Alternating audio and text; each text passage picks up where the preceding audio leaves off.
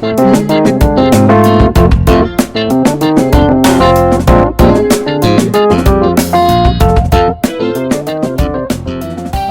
குட்டீஸ், welcome to ரேச்சூஸ் மைத்திக்கல் stories. இன்றைக்கி நம்ம சேனலில் அறிவை பெருக்கும் ஜாதக கதைகள் பார்க்க போகிறோம். கதையுடைய பெயர் என்ன தெரியுமா? பேராசை பெருநஷ்டம். சரி குட்டீஸ், கதைக்குள்ளே போகலாமா? பனாரஸ் அப்படின்னு ஒரு நகரம் இருந்துதான். அந்த நகரில் ஒரு செல்வந்தர் ஒருத்தர் வாழ்ந்துக்கிட்டு வந்தாரா. அவர் ஒரு பறவை கூண்டை தனது வீட்டுக்கு வெளியே வச்சு அதில் தினமும் சில தானியங்களை போட்டு வச்சுக்கிட்டு வந்தாராம். பறவைகள் வந்து அதில் தினமும் தானியங்களை சாப்பிட்டு சந்தோஷமாக பறந்து போகுமா. அந்த பறவை கூண்டு சமையல் அறைக்கு பக்கத்தில் வேற இருந்துச்சான். அந்த வீட்டு சமையல்காரன் குரூர மனம் கொண்டவனா. அவன் பறவை கூண்டுக்கு வர பறவைகளை பிடிச்சு சமைக்கிற பழக்கத்தை கொண்டு இருந்தானா. செல்வந்தனுடைய வீட்டுக்கு அருகில் ஒரு புத்திசாலி புறா ஒன்று வாழ்ந்துக்கிட்டு வந்துதான். அந்த புறா சமையல்காரனுடைய பழக்கத்தை பற்றி நல்லா தெரிஞ்சிருந்ததுனால பறவை கூண்டுக்கு பக்கத்தில் ஒரு முறை கூட போகாமல் தினமும் அதிகாலையில் உணவை தேடி போயிட்டு வயிறார சாப்பிட்டு சாயந்தரம் கூடு திரும்புமா. இப்படி அது அமைதியான வாழ்க்கையை வாழ்ந்துக்கிட்டு வந்துச்சான். புறாவுடைய கூடு பக்கத்திலேயே பேராசை பிடிச்ச சோம்பேறி காகம் ஒன்று வாழ்ந்துக்கிட்டு வந்துச்சான்.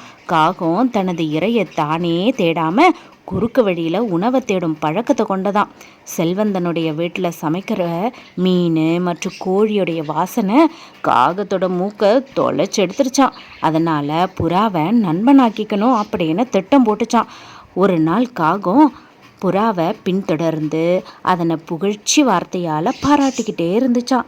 நீ அமைதியா வாழறது எனக்கு ரொம்பவும் பிடிச்சிருக்கு. தினமும் நானும் உன் கூடவே இறை தேடி வரலாமா?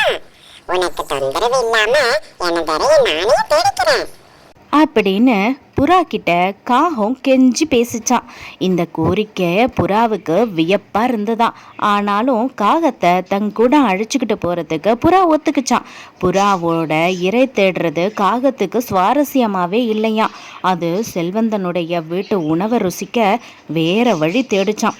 ஒரு நாள் செல்வந்தனுடைய வீட்டில் மீன் கோழி மாமிசம் எல்லாம் வாங்கிட்டு வந்தாங்களாம். சமையல்காரன் எல்லாத்தையும் சுத்தம் செஞ்சு ஒரு கொக்கியில் மாட்டி வச்சிருந்தானா. காகம் அதை பேராசையோடு பார்த்துதான் எப்படியாச்சும் அதை ருசிச்சே ஆகணும் அப்படின்னு உறுதியாக இருந்துச்சான். இறை தேடி வெளியே போன புறா கிட்ட இன்னைக்கு எனக்கு உடம்பு சரியில்லை அப்படின்னு சொல்லிட்டு நான் இங்கேயே இருக்கிறேன் அப்படின்னு போய் சொல்லி அங்கேயே தங்கிடுச்சான். கொக்கியில் மாட்டியிருந்த கோழியையும் மீனையும் பார்த்த புறாவுக்கு உண்மை என்னன்னு விளங்குச்சான். நமக்கு தகுந்த உணவை உண்றது தான் நமக்கு நல்லது, வீணாசை நல்லதில்லை அப்படின்னு காகத்துக்கிட்ட சொல்லிட்டு புறாவு இறை தேட வெளியே பறந்து போயிடுச்சான். சமையல்காரன் மீனை ஒரு பாத்திரத்தில் போட்டு சமைச்சிட்டு மூடியால் மூடிட்டு ஓய்வெடுக்க போயிட்டானா. காகம் ஜன்னல் வழியாக உள்ளே வந்து மூடிய லேசாக விலக்கி மீனை தனது அழகால் கவ்வுனுச்சான். மூடி பெரும் சத்தத்தோட கீழே விழுந்துச்சான். சமையல்காரன் ஓடி வந்து பார்த்தானா.